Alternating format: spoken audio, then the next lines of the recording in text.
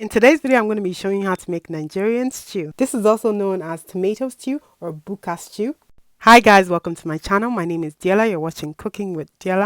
This video is part of my new series called Recreating My Most Viral Instagram Videos.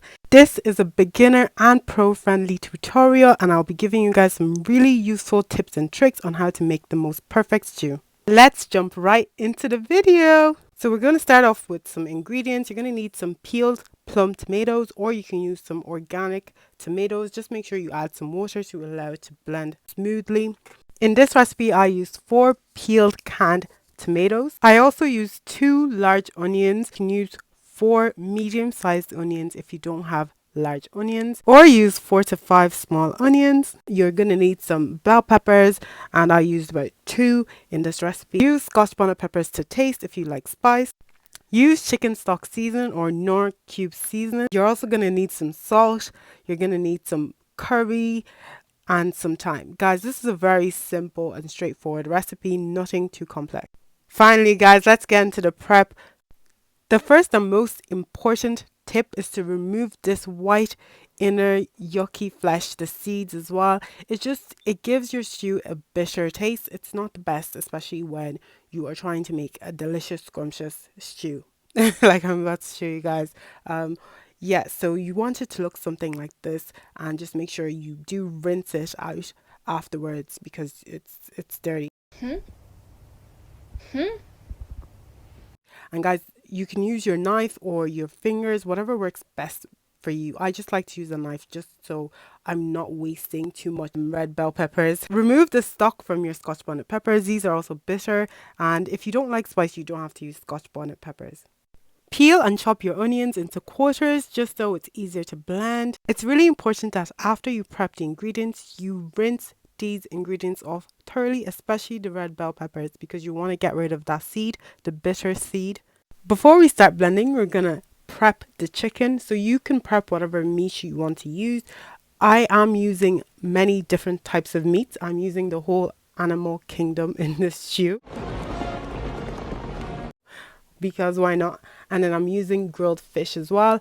So this is an assorted fish and meat stew, and I'm just putting the standard seasonings, just the salt, the Maggi, the curry, the thyme into this, and I'm adding water, and I didn't show the clip of me adding onion. So we're gonna get into the blending now. This is where the magic happens. You're gonna start off by pouring the peeled tomato plums into your blender, not that aggressively, and then you're just going to put 2 at a time, 2 cans of peeled tomato plums at a time, and you're going to use 1 whole red bell pepper at a time. You are going to chop the red bell peppers up into smaller pieces. This allows for easier, smoother blend, and you can use your hands to tear this up as well. That's what I like to do, just because it's quicker. It's very important that you put the plums first because it will make the blending easier. Then the last thing we're going to add are the chopped onions. You can chop them up even more if you want. And then we're going to add the Scotch Bonnet peppers. Like I said, guys, I eat a lot of spice, so I'm going to add a lot of Scotch Bonnet peppers here. If you don't like Scotch Bonnet peppers, or you can't handle the heat, just use 1 or 2 with your recipe. I've started the blender, and as you can see, there's large chunks of red bell peppers in there because it's not finely or smoothly blended. You're going to continue to blend until your sauce, your tomato sauce, looks something like this. As you can see, there's no large chunks of red bell peppers as we seen earlier. Guys, my next tip is gonna blow you away. You need to use the correct hob for the correct pot size, especially when you're following a recipe. This affects the amount of heat that your pot is going to get. So if you're using a small hob on a large pot, your pot is getting very little heat, and if you're using a large hob with a small pot, your pot is getting excess amounts of heat, so you cannot use the right heat setting. So I'm going to use a large pot on my large hob. I'm going to pour my tomato sauce into my pot, my empty pot, and I'm going to add a pinch of salt. Then I'm going to go ahead and blend the remaining ingredients following the steps from earlier, and then I'm going to pour that into my pot again. Now, you don't have to use the exact same amount of plums and stuff that I'm using. You can use whatever amounts is suitable for yourself, but these are the general tips and tricks. And I'm going to add a pinch of salt again to stop it from boiling over. And I'm going to cover it and allow that to boil for around 20 minutes on medium low heat. So our chicken is ready, guys. Now I'm going to put this in the air fryer to grill. You can pop this in the oven or fry it if you would like. It's been 20 minutes and our sauce has been boiling. I like to use a 1:1 ratio of plum is to chicken knorr cubes. So if I'm using 4 plums, I'm going to use 4 chicken knorr cubes. This is just my rule. If you would like to add more, you can. I also use 1/4 teaspoon of curry and fried thyme. Don't be afraid to use your measuring spoons, guys, especially when you're starting out. I know they say black people, when we're cooking, the ancestors whisper and tell us when to stop, but it's so important that you learn what half a teaspoon, 1 teaspoon looks like.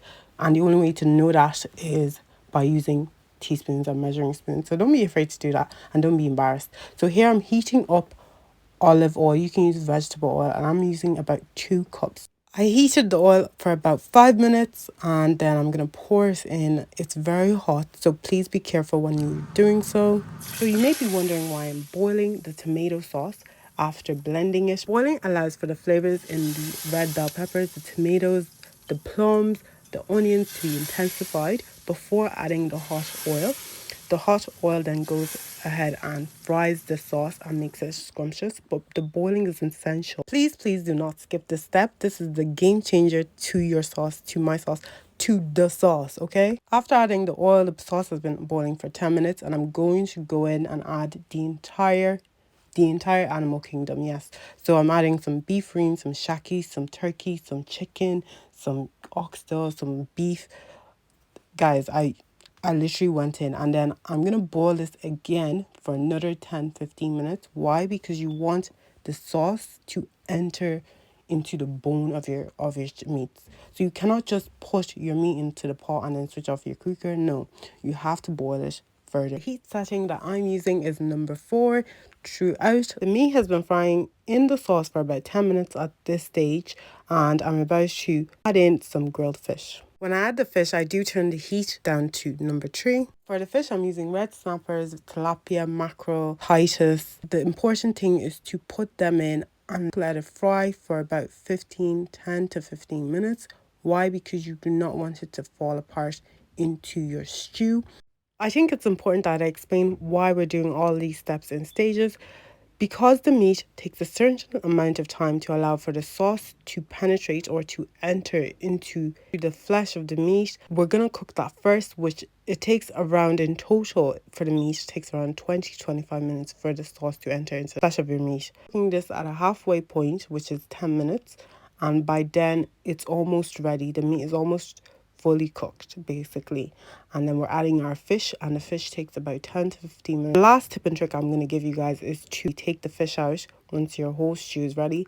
Why? Because it's going to fall apart into the hot pan, so you need to take it out of your pot or your pan and set it aside the minute you're finished cooking your stew, and you do not want to cover this until it completely cools down. Guys, please try this recipe at home. You will love it. It's delicious yet simple. I had my stew with some rice. Let me know down in the comment section below what you would eat this with. This was delicious, guys.